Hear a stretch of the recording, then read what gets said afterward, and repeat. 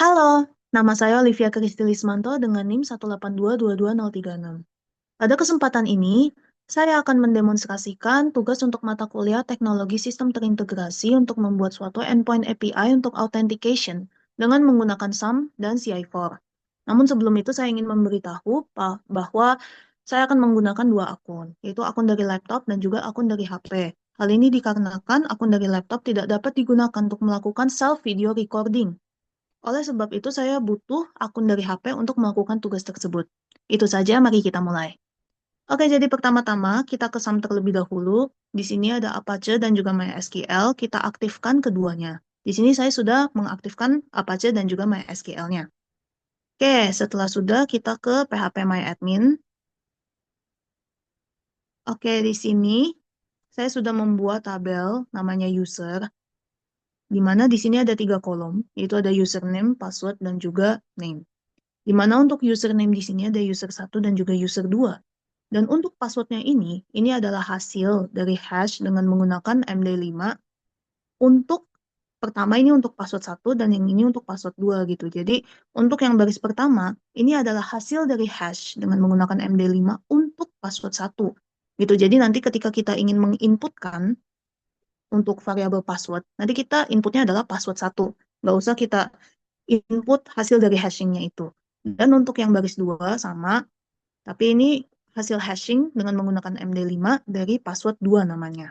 Oke, sekarang ini ada name, di mana name dari username user 1 ini namanya user 1, dan untuk yang kedua itu namanya user 2, gitu ya.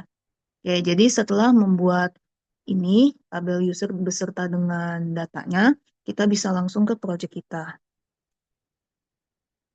Oke, nih kita matikan dulu. Oke, jadi untuk pertama kita ke controllers ya. Kita buat satu file baru namanya customercontroller.php. Di mana di sini kita bisa lihat ada username dan juga ada password, di mana kedua variabel ini nanti akan menerima inputan dari kita gitu. Nanti akan langsung didemokan. Habis itu kita kalau misalnya variabel username atau variabel password ini ada yang kosong, maka nanti akan mengeluarkan error username and password are required. Namun jikalau user menginputkan untuk kedua variabel ini ada yang tidak sesuai gitu dengan apa yang ada di database, di mana di database di sini tuh refer atau merujuk ke tabel user tadi gitu yang udah dibuat gitu ya. Nah, kalau misalnya ada data yang diinput itu tidak ada di dalam tabel user tersebut atau tidak sesuai, maka dia akan mengeluarkan error invalid credentials. Seperti itu.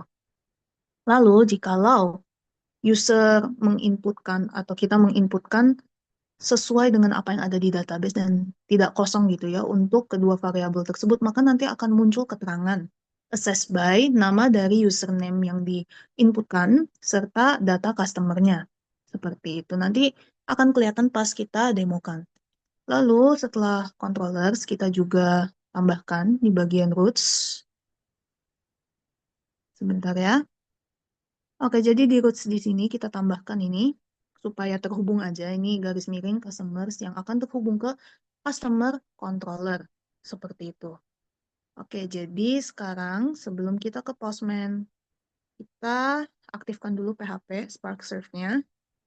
Oke, ini udah aktif, sekarang kita ke Postman.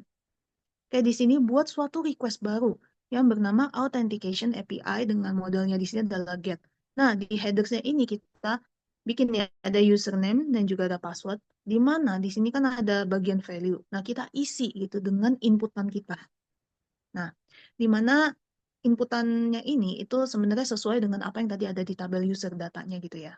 Nah, kalau tadi kita lihat kan ada tuh, kita coba dulu ya, ini user 1. Nah, passwordnya itu tadi adalah password 1. Gitu. Dimana tadi apa yang kita lihat di phpMyAdmin untuk bagian password itu adalah hasil dari hashing untuk password 1 ini. Gitu. Tapi nggak apa-apa kalau misalnya kita input di sininya password 1 gitu. Nggak usah hasil dari hashingnya. Oke. Sekarang kita coba send.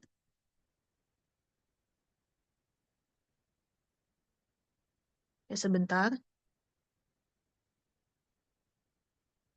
Oke, di sini terlihat ya bahwa statusnya ini 200 atau oke, di sini artinya berhasil. Dan terlihat nih, jadi sesuai dengan apa yang tadi udah dijelaskan, dia akan muncul gitu keterangan assessed by. Nah, ini adalah nama dari username yang user satu ini gitu kan, namanya user one gitu. Di mana tadi juga akan ditampilkan tabel customer-nya gitu, data-datanya ini semua. Oke, sekarang kita coba masukkan yang user two. Nah, untuk passwordnya sendiri itu password two gitu ya. Lagi-lagi tadi apa yang dilihat di kolom password di PHP My Admin tadi itu adalah hasil dari hashingnya. Oke, sekarang kita coba send. Oke, di sini statusnya udah berhasil dan lihat. Di sini assessed by user 2 sesuai dengan nama yang tadi ada di dalam tabel user tadi ya, user 2 juga. Dan ini akan dimunculkan data customer-nya. Oke. Oke, jadi setelah sudah gitu ya untuk user 2 dan juga user 1 tadi, sekarang kita coba masukkan apa yang tidak ada di dalam tabel user tadi. Contoh user 3 gitu ya. Kita coba send. Nah, errornya adalah invalid credentials. Jadi seperti yang tadi udah dijelaskan, ini error akan muncul jika kalau kita memasukkan input untuk username dan juga password ini tidak sesuai atau tidak ada di dalam tabel user atau di dalam database tadi. Namun jika kita kosongkan dan kita send, oke, yang muncul ada username and password are required. Lagi-lagi sesuai dengan apa yang dijelaskan tadi ya. Jadi kalau misalnya ada yang kosong, maka error yang muncul adalah seperti ini. Oke, jadi ini demonstrasinya sudah selesai. Terima kasih telah menyaksikan.